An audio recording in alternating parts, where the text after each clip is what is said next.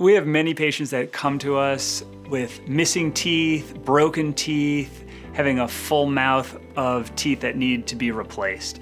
Oftentimes people don't even realize the problems they've run into because they've been staggered over the course of their life.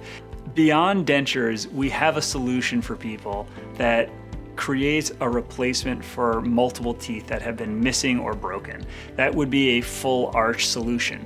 That can either be for an upper or lower, involves the placement of multiple implants and then teeth placed on top of those. We have two primary options for people that are struggling with dentures. One is a snap in, snap out, where they would have anywhere between 2 or 4 implants placed under a denture, and it allows them to continue to remove their appliance but have the security and comfort that it's not going to be falling out at inopportune times.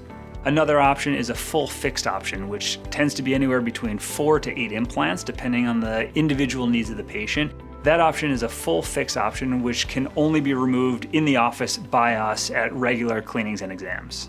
What implants provide is they save the bone, they prevent it from atrophying or deteriorating away and minimize that sunken look that people end up with over time.